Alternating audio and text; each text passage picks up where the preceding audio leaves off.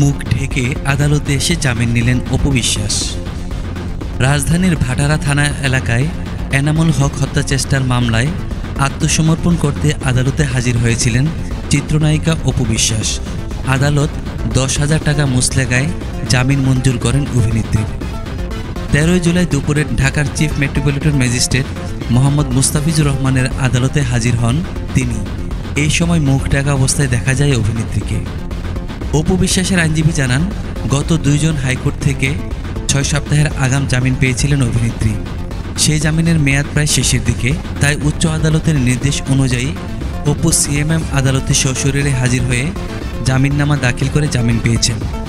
আদালত 10,000 টাকা মুচলেকায় তার জামিন মঞ্জুর করেন।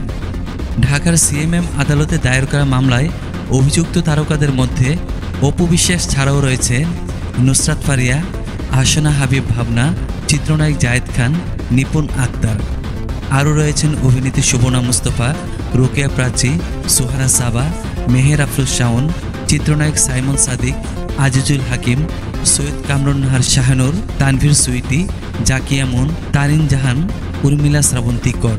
মামলায় উল্লেখ করা হয়, অভিনয় শিল্পীরা অর্থ যোগানের কাজ করে, তবে মামলায় অন্য অভিযুক্তরা সরাসরি বৈষম্যবিরোধী ছাত্র আন্দোলনের সময় বিরোধী শক্তি হিসেবে কাজ করেন। তাদের ছোড়া গুলিতেই বৈষম্যবিরোধী ছাত্র আন্দোলনের সময় বাদী এনামুল হক ডান পায়ে গুলি লাগে। এতে তিনি অজ্ঞান হয়ে রাস্তায় পড়ে যান।